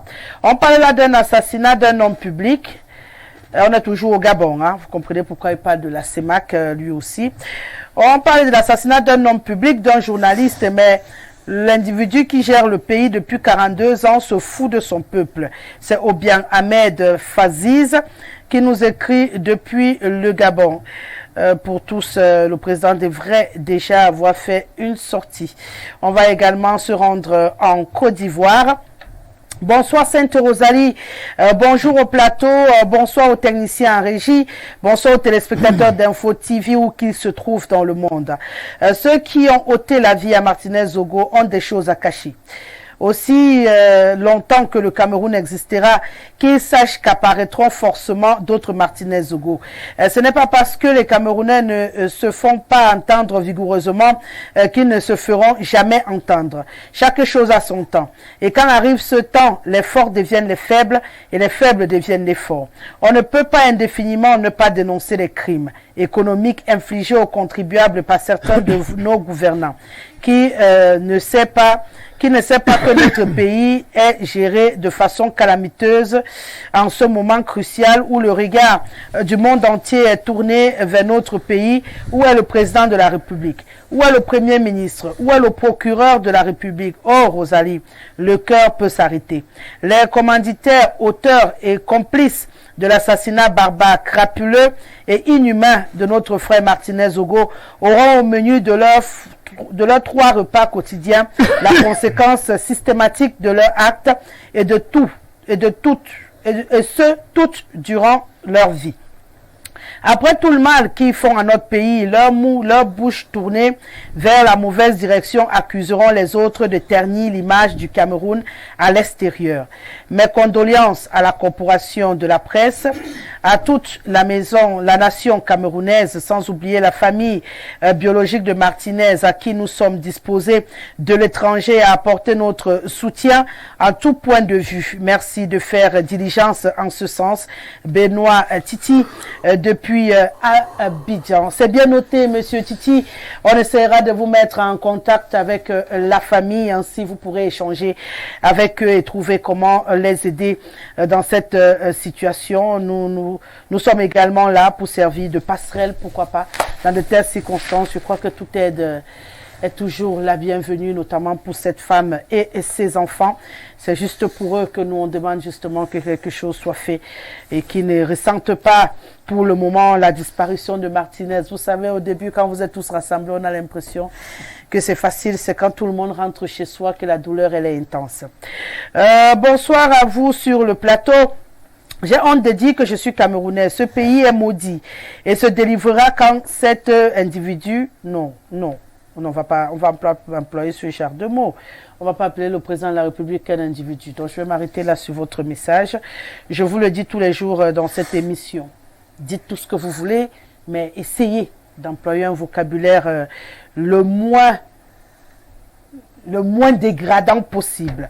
Allez, une fois que je l'ai dit, on va se pencher sur la liberté de manifestation. Je le disais tantôt, c'était prévu cette mobilisation aujourd'hui, mobilisée par certains hommes de médias qui proposaient justement qu'on signe de refus de cette situation, d'appel à la justice dans le cas de Martinez Zogo, que nous nous mobilisions pour faire une marche pacifique vers le palais d'Etoudi afin de faire comprendre au chef de l'État notre désarroi, nos craintes, parce que nous avons pour certains très peur au regard de la manière avec laquelle on nous assassine tous les jours. Nous sommes censés être le contre-pouvoir dans un pays, ceux-là qui mettent sous la lumière les choses qui se passent dans l'obscurité sans bien sûr atteindre à la sécurité de l'État. On sait tous les limites que notre métier nous impose. Et en cas de délit de presse, on sait également que nous avons des institutions qui nous encadrent, qui ont le droit de nous taper sur les doigts, qui ont même le droit de nous arrêter et nous interdire de pratiquer cette profession. Comment comprendre que quelqu'un, peu importe qu'il ait même posé un acte de délit de presse, on aurait pu l'interpeller, on aurait pu le suspendre, on aurait pu l'empêcher d'exercer. Pourquoi l'éteindre? Pourquoi l'assassiner? C'est la question que tous les hommes de médias se posent depuis dimanche. On veut comprendre ce qui se passe dans ce pays. Si être journaliste est devenu un crime, un péché, si tous on doit renoncer, pour quel pays, pour quel environnement? Alors aujourd'hui, ce bémol à poser à notre mouvement, nous sommes pourtant des gens très pacifiques. Les hommes des médias, un révérend, ne marchent pas avec les carabines. On n'a que nos stylos, nos micros pour dire à haute voix ce qu'on ressent. Mais je ne comprends pas, on a eu peur. Je crois que manifester, c'est quand même une loi prévue par la constitution camerounaise. Pourquoi en arriver systématiquement? On peut comprendre certains cas de figure où on va dire peut-être certains hommes politiques, on va les soupçonner de choses obscures. On soupçonne aussi tout le monde, où finalement on finit par se demander si ce n'est qu'une pancarte qu'on affiche au Cameroun, liberté de manifester, pourtant en fond, il n'y a rien. Rosalie, il y a bien longtemps déjà que Camerounais que nous sommes, nous remarquons qu'il y a marche au Cameroun. Et parfois, même on se demande à quel moment l'autorisation de marche a été donnée ou à quel moment elle a été demandée. Mais il y a marche au Cameroun que lorsque c'est le parti au pouvoir qui se mobilise, pour les motions de soutien, pour acclamer, et lorsque c'est un ton autre qui veut se faire entendre, c'est toujours interdit. C'est toujours interdit et c'est à jamais interdit. Et donc, il faut se demander de quoi a-t-on peur? De quoi a-t-on peur? Si rien que marcher fait autant peur, est-ce que, on dit souvent, lorsqu'on garde un chien trop longtemps en cage, le jour où il réussit à sortir de la cage, Quand on veut voir un chien enragé au quartier, on dit enfin il est sorti. Et lorsqu'il sort, c'est des dégâts. Parce qu'il s'attaque à tout et finalement à rien. Et c'est la catastrophe, c'est les dégâts énormes. Donc, est-ce qu'à ce rythme-là, on n'est pas en train de laisser monter davantage pour arriver finalement à une implosion? On dit souvent que le Cameroun est une marmite bouillante, où le couvercle est déjà en train de sauter, et qu'à tout moment, on attend juste que le couvercle s'enlève totalement et que la marmite se déverse. Alors, lorsqu'elle va se déverser, qu'en sera-t-il?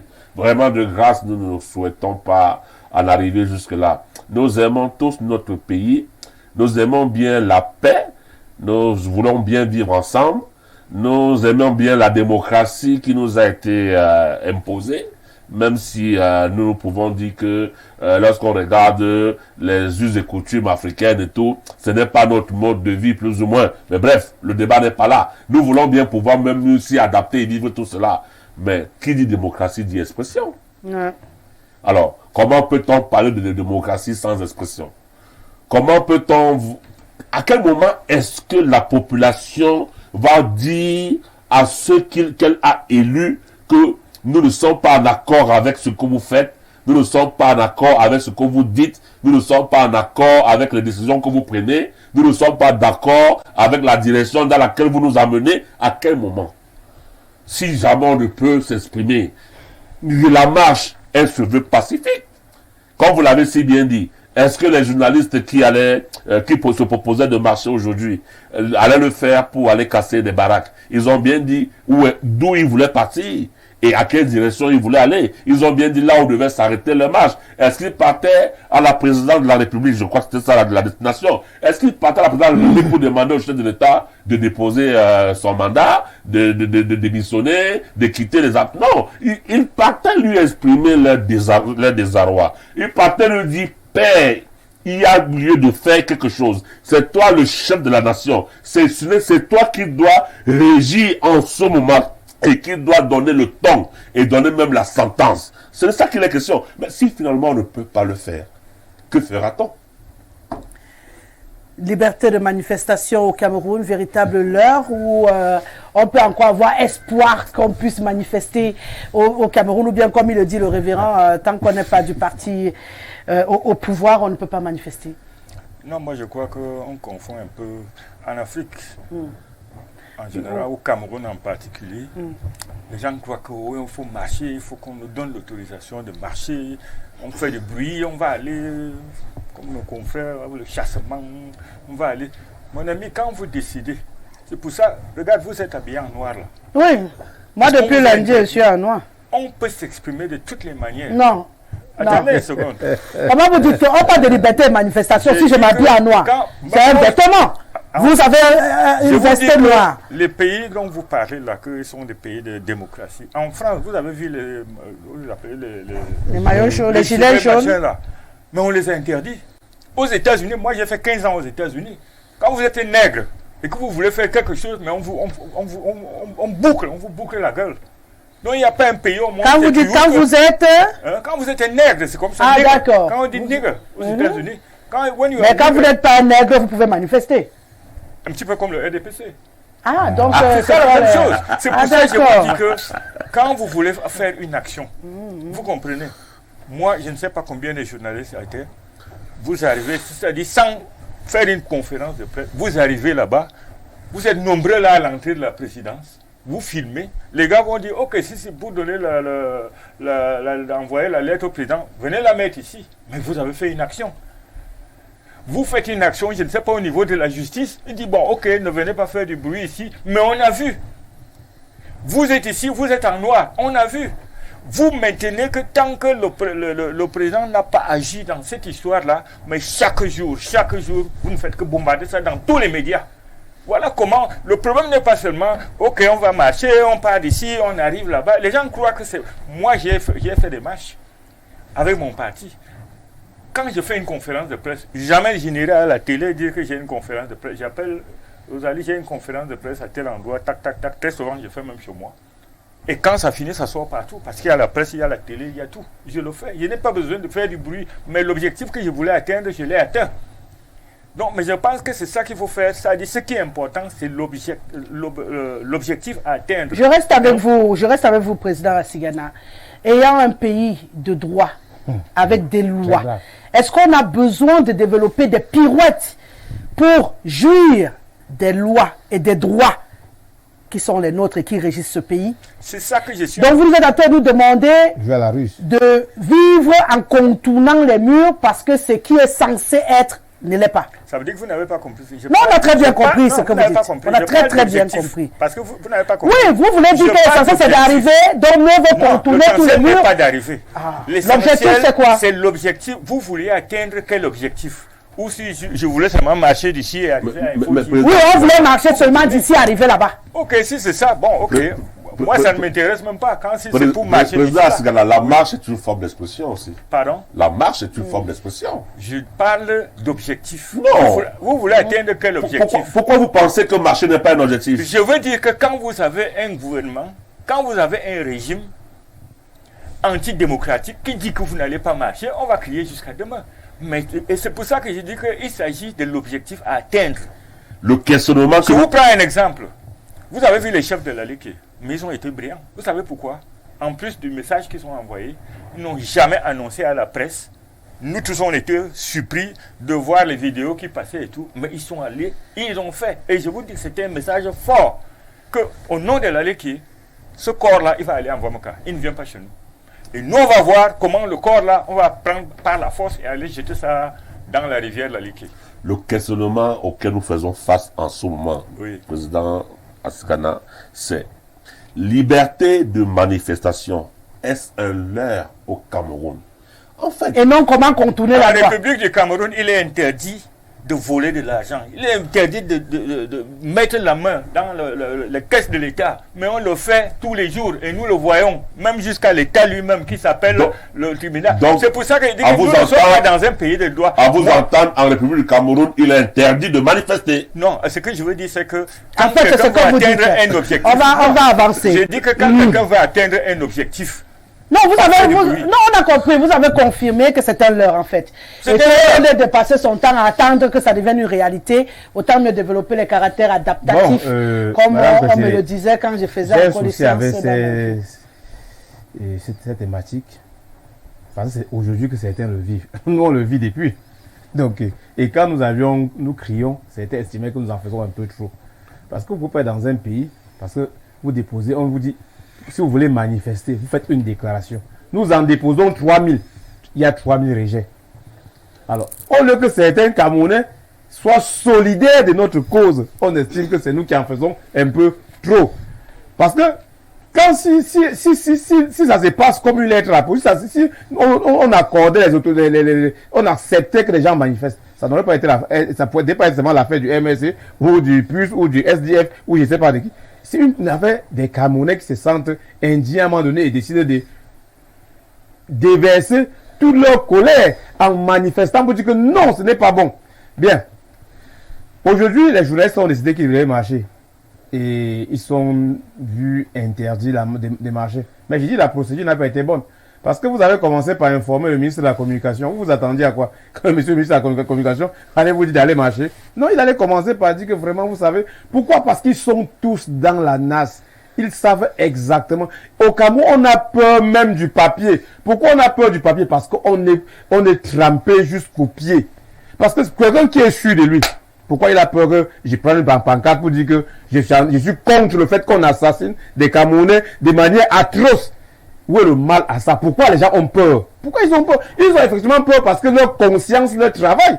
Si ma conscience ne me juge pas, vous désirez dire que vous en avez marre du fait qu'on a sodomisé une femme au Carrefour. Je vais dire que mais bravo. Voilà au moins des gens qui comprennent qu'une vie humaine est sacrée. Et on vous encadre, on met les scores qui vous encadrent. Vous allez là, vous allez déposer votre mémoranda, vous le déposez. On regarde si l'heure c'est de 12h à 14h, bon, vous avez atteint votre objectif. Dispersez-vous. Aussi simple que ça. Mais pourquoi ça ne peut pas se faire? C'est parce qu'au Cameroun, on a la politique du marteau, tout devient clou. Il faut cogner. Et ce qui n'est pas bon. Il faut apprendre à un moment donné pour vous, qui êtes nos parents.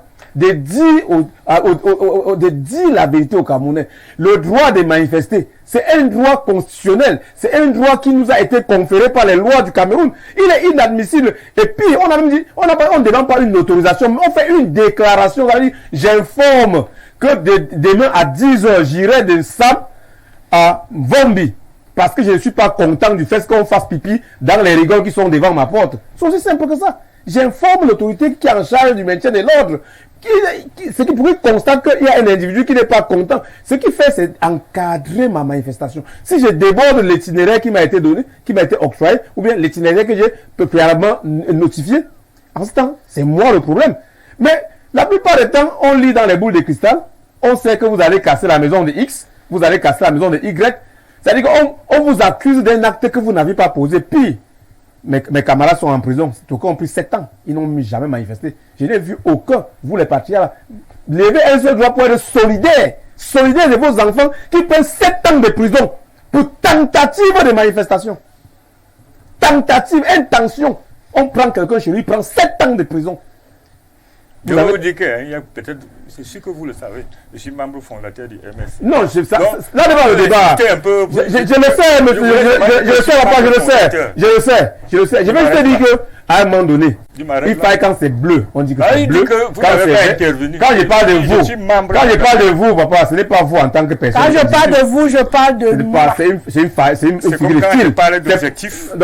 Je vais dire que à un moment donné. Non, c'est différent. Je l'ai dit tantôt, monsieur le président, qu'il fallait que nous apprenions à avoir l'indignation collective. Que quand c'est mauvais, que ça ne soit pas pour le frère, que ça soit pour nous tous.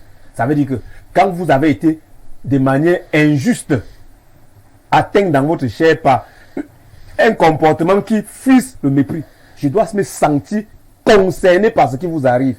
Et non penser comme ça arrive qu'à vous. Ce n'est pas toujours ça. Parce que quand quelqu'un dit que j'ai gagné les élections présidentielles, moi je ne parle pas des élections. On te dit que je ne parle pas des élections. Je vous ai parlé des intentions d'une manifestation. Voilà les gens qui ont l'intention. Ils n'ont pas encore manifesté. Mais qui les a bousculés? On l'a conseillé et ils ont accepté. C'est vrai ou c'est pas vrai? Où est donc la liberté d'expression? Mais on les a conseillés. Ils étaient libres de ne pas obéir. On les a conseillés. Donc vous entendez parler, la liberté d'expression est consacrée. Moi, je suis, comme vous dites, le vieux. Je suis quelqu'un qui a un certain âge. Oui. Je sais que quand je vais atteindre un objectif, même au foot, on a parlé du football tout à l'heure. Tu ne vas pas le laisser, l'adversaire ne va pas dire que, ok, voici le pote va marquer le but. Il te met les barrages pour que tu n'atteignes pas le but. Dans le cas des l'adversaire, c'était qui... J'ai une question. Oui. Laissons dans le cas 2. Vous avez pris un exemple. Vous savez, quand on rentre dans le sport, je me retrouve un peu trop. Vous dites que lorsqu'on décide d'aller marquer un but, l'adversaire ne va pas nous laisser aller marquer le but. Exactement. Sauf que le souci qui est le nôtre aujourd'hui dans ce débat est que la loi n'est pas notre adversaire. La loi est censée accompagner le joueur. La loi est comme l'arbitre qui court à côté avec son sifflet pour éviter qu'on ne vous fasse un mauvais jeu. Mais lorsque la loi ne réussit plus à être appliquée, c'est comme si on a muselé l'arbitre sur le terrain. Voilà. À partir de là, on peut même faire le massing, comme on dit souvent, dans certaines situations. Et donc, ça veut dire qu'en fait, c'est ce que je dis depuis, président, que vous avez dit depuis que ça n'existe pas au Cameroun. C'est ça que vous invitez les Camerounais à développer les caractères adaptatifs. Je dis qu'il faut donc savoir quel est l'objectif qu'on va atteindre et utiliser avec les moyens qu'on a. On n'est donc plus dans un état. On n'est plus dans un état. Pardon? Parce qu'un état est régi par des lois. Mais ça veut dire que vous répétez. Non, je ne me répète pas. Je me répète pas. La loi au Cameroun me donne le droit. Si je veux manifester. On a dit nous sommes là. Et voici ce que nous avons en face. Mais si nous voulons atteindre un objectif, il faut user des ruses. Exactement. Donc, monsieur le président, est-ce que manifester est un droit ou c'est un non-droit? Ou un non-droit? Manifester, c'est un droit. Donc maintenant, si on te dit tu ne manifestes pas, est-ce que le droit à la manifestation que vous reconnaissez comme existant est donc valable au Cameroun? Est-ce que ce droit est reconnu au Cameroun? Si vous voulez que je réponde, ça dit que je vous dise. Au Cameroun, tu déclares la manifestation. Oui. Et l'autorité administrative est en droit de dire que vas-y, il n'y a pas de problème, ou dire que j'ai l'impression qu'il va y avoir des problèmes. Il le dit. Il ne va pas dire que, bon, je m'en fous. Il va trouver une raison. Président, vous êtes en train de faire le même constat que nous. D'ailleurs, vous essayez de vous dérober à un positionnement vrai et vif sur vos déclarations, parce que vous nous conseillez à contourner ce qui est légal. Vous nous amenez à contourner ce qui existe. Ça veut dire que vous nous exposez et vous nous amenez à nous opposer à la gouvernance, à nos dirigeants. Alors que nous ne voulons pas nous opposer aux dirigeants. Nous voulons que la loi de la République. Nous voulons dire aux gouvernants, écoutez, respectons les lois de la République aujourd'hui. Et je voudrais marcher pour dire non à la gifle. Pourquoi je ne peux pas marcher pour dire non à la gifle? La marche est une forme d'expression. En revenant au football. Donc vous voulez dire que si quelqu'un il te donne le même coup de poing, l'arbitre ne siffle pas, tu pars cogner l'arbitre, tu dis que non, ça ne marche pas. Non, tu as le droit de protester. Tu as la capacité. Tu as le droit d'aller vers l'arbitre. Tu n'as pas vu que est-ce que tu n'as pas le droit d'aller vers l'arbitre pour dire tu n'as pas vu le capitaine qui a le droit de. Non, pas le capitaine. Pas le capitaine. On le voit, on le voit tous les jours. Maintenant. Non, président, vous êtes vous faites du dilatoire, président. Excusez-moi, vous faites la langue de bois. Vous faites du dilatoire là. Non, c'est pas bien. Excusez-moi. Vous êtes en fait, ça dit que vous êtes des naïfs. Le naïf, ça signifie quoi? Écoutez, ça veut dire que tu n'as aucune force. Écoutez, président. Tu n'as aucune force. Président. On t'envoie 7 ans en prison. Tu vas faire quoi? Tu viendras pas. Voilà. Vous êtes d'accord. Et c'est ce que vous êtes tenté de président. J'ai dit de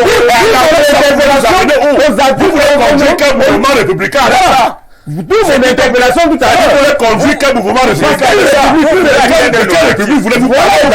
L'indignation collective.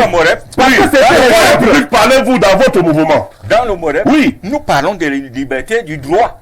Mais s'il y a un qui est au pouvoir et qui ne respecte pas ça, tu vas crier comme tu cries là, comme vous êtes en train de bavarder là. Ça ne change absolument rien.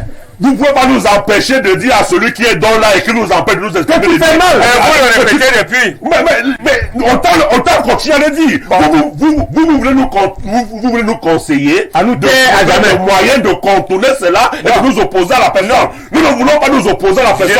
Mais nous voulons continuer à nous dire que je n'ai jamais dit ça. Exactement ce que vous avez dit. Nous exprimer. Je n'ai jamais dit ça. J'ai dit quand tu veux atteindre un objectif, trouve les moyens pour atteindre cet objectif. Hors la loi. En contournant ce qui est légal. Ça être hors la loi. C'est-à-dire que voici la voie qu'on a tracée. C'est simple. On a bitumé une route. On a bitumé une route. On dit que pour aller de ce point à ce point, voici la route. Allez dans le sous-préfet, va vous nous demander et vous ramassez. Vous nous demandez de ne pas passer par ce pour arriver là où nous voulons, alors qu'il y a une route qui existe. Nous demandons à l'autorité de ouvrir de respecter la loi. Il a dit non. Il n'a pas dit non. C'est de ça que nous parlons. Mais on parle de quoi? La loi ne nous demande pas de dire. C'est de ça que nous parlons.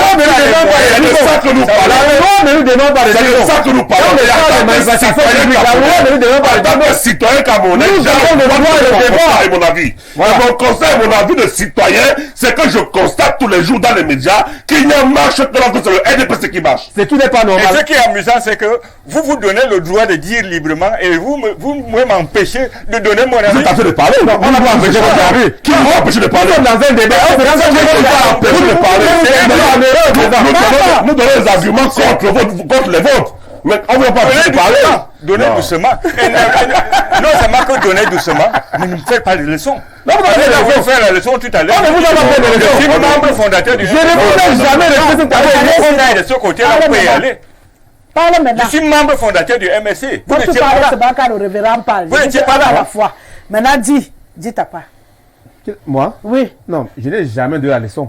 Je lui ai dit qu'en principe, il fallait dire que on ne vous voit pas. Allez dire. Non. Quand tu n'étais pas ministre en 2008, moi je parle pas de quand il y a eu le match de camp, j'ai pris un fait. Vous m'avez non, j'ai fait une vous dites que vous le vieux, vous ne faites pas vous faites quoi? Vous n'êtes pas le seul. Dites que je m'avais fait le chassement. J'ai dit que c'est mauvais pour aller faire le chassement. Personne n'a dit qu'il fallait chasser quelqu'un. Et d'ailleurs, même un parti politique ne marche pas.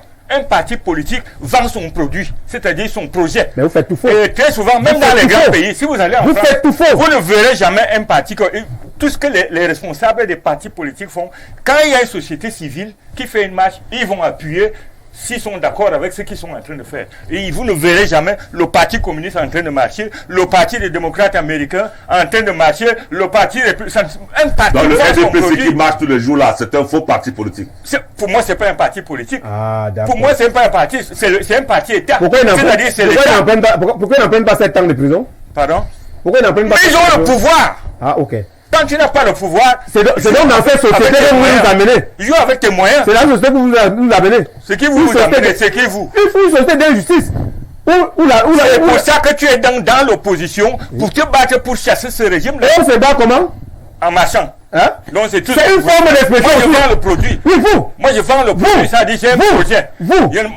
Mon projet n'est pas le chassement. Oui, là c'est vous. Oui. Souffrez que mon projet soit démarché pour dénoncer. Moi avec mon projet je n'irai pas à Kondengui. Mais si avec mon projet, tu vas marcher, tu vas à Kondengui et tu auras 7 ans. Puisque vous en et les autres vont venir pleurer ici que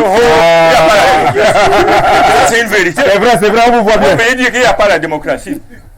Bon, et les choses qui m'énervaient là-bas, c'était toujours des machins de conspiration, c'est-à-dire pour aller faire attaquer. J'ai dit non, nous devons vendre. On a créé un parti national.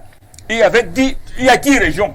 Et il y avait 10, comment on les appelle là, 10 responsables régionaux. Et le parti était vraiment un parti national. Mais vous avez transformé ça en un machin juste pour attaquer Paul Biamosgo, Moi, c'est pas ça. Moi, ce qu'il y a, c'est que je vends le produit. Moi qui suis là, peut-être je ne serai jamais conseiller municipal, ni député, ni ministre, ni président. Mais j'ai un projet que chaque fois, je donne thématique par thématique, que si... Voici ce qu'il faut changer, voici ce qu'il faut changer, voici ce qui existe. Mais si ton rôle, c'est seulement aller marcher, c'est-à-dire faire de l'événementiel, pour faire bou, on a encore arrêté le MSC, ils ont pris les machins, mais vous irez en prison. Parce que je connais Bibou Nissak, c'est un ami à moi. Il s'est fait empêtrer dans ces histoires-là. Moi, je connais Alain Foguet. L'histoire du MSC, il ne le sait pas. Ça a commencé à une autre radio. C'est pas ça la thématique du débat. C'est pas ça. Si vous n'avez pas d'argument, ne rentrez pas dans le MSC. Au départ, c'est pas le MSC que nous parlons, monsieur le président. Parlez de la thématique, laissez le MSC. Parce que je n'ai pas la thématique, ça veut dire que moi, je suis en train de vous dire que quand vous voulez atteindre un objectif. Moi, j'ai plus vu le titre sans vous indexer quand vous voulez atteindre un objectif, même politique, trouvez les moyens pour atteindre cet objectif-là. Vous ne décidez pas avoir le type de moyens. Vous n'avez pas le moyen. Vous n'avez pas le pouvoir. Le sous-préfet vous dit arrêtez, vous dit que non, nous on s'en va. Et vous savez que vous n'avez même pas la possibilité d'avoir ce qu'on appelle la masse critique. C'est ça en politique. Comme je vous ai dit tout à l'heure, là on est là avec l'histoire de Norbert Martinez Zogo. J'ai failli dire Norbert Zogo. Martinez Zogo. Le problème c'est que pour la première fois, on est en train de sentir une masse critique qui est en train d'arriver. Ouais. Et c'est pour ça que je vous ai dit que le président, il n'est pas bête, il est au courant. Il sait que, parce que il laisse parfois, comme vous dites, que bon, quand ça ne le touche pas, mais quand il sent que lui-même, ça peut le gêner pour la première fois, il va faire attention.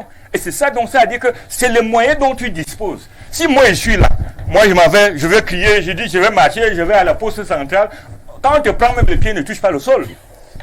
Donc il faut avoir le moyen de votre politique que d'aller faire de l'événementiel et envoyer des pauvres enfants en prison et vous-même vous vivez dans les hôtels, dans la bonne vie, vous buvez le champagne. C'est criminel. Et c'est ça qui m'a même fait partir. Parce que ce n'était pas ce qu'on a dit au départ. D'accord. On va faire clin d'œil à Jean-Claude Etingamen. Qui écrit par Facebook, qui ne fait qu'insister, veut intervenir, mais intervenez.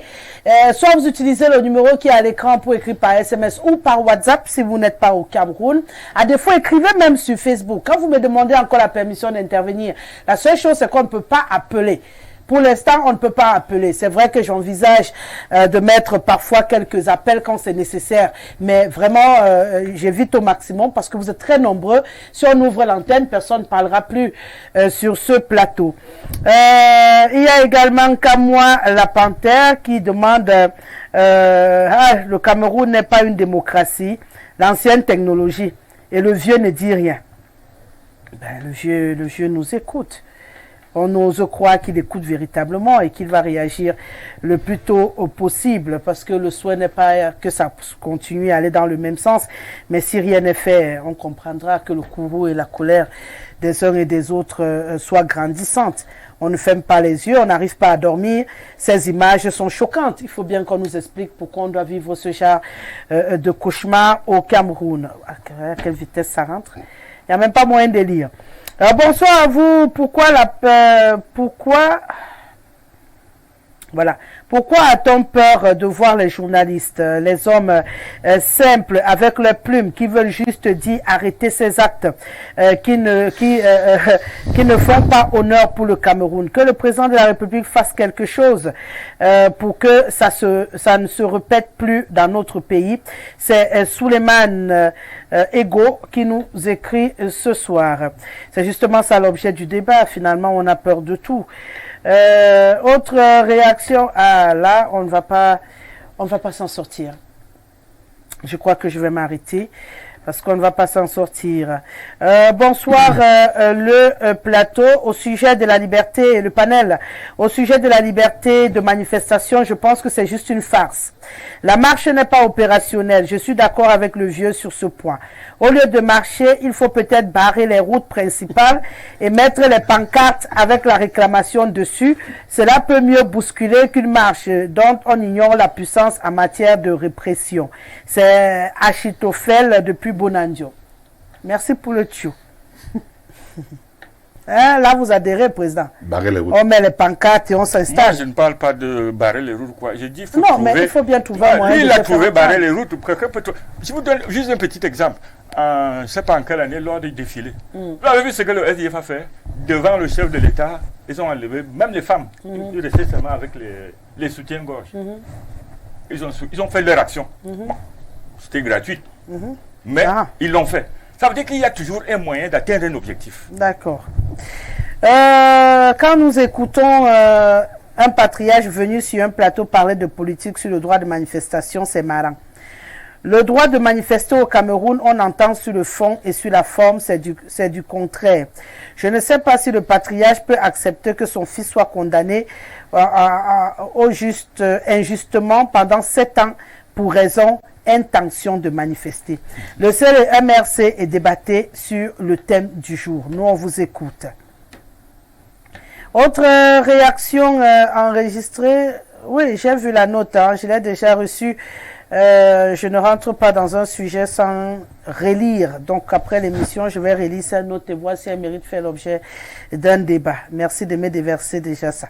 Bonsoir le plateau. C'est vraiment très décevant d'écouter ce vieux seigneur. Que raconte-t-il? Hubert depuis Port-Gentil qui nous dis-lui que Bongo a fait écrit... combien d'années là-bas avant de mourir? Il est mort au pouvoir. Il est à Port-Gentil.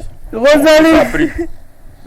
Donc, ça dit, il n'est même pas qualifié pour me parler. Rosalie, le président du Morep est venu sur le plateau faire son atalakou au pouvoir en place.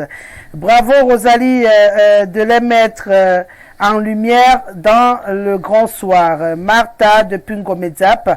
Rosalie, le monsieur du Morep ne vend pas son produit, il se vend lui-même. Anne de Mokolo. Et là, depuis la Côte d'Ivoire, on me lance un appel vidéo. Je ne sais pas ce que je suis censé faire. Bonsoir Rosalie. Le régime de manifestation au Cameroun est déclaratif, sauf que les autorités administratives l'ont transformé en régime d'autorisation.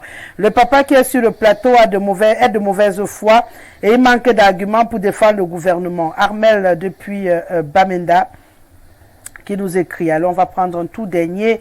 242, j'ai dit que Kouti.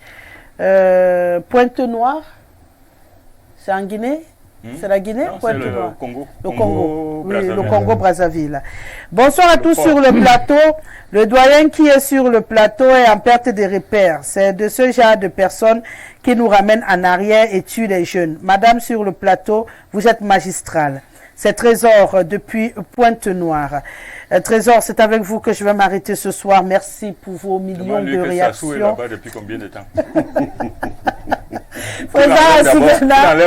Vous comptez engueuler tous les téléspectateurs, un après l'autre. C'est ça même l'homme politique, il répond. Bon, comme on n'est pas à un point de presse où les journalistes vous posent des questions. Il me parle en tant que... Il a intervenu à l'émission. Bien sûr, et je lui réponds. Ok, merci. Ça nous a fait un peu sourire pour sortir de cette émission.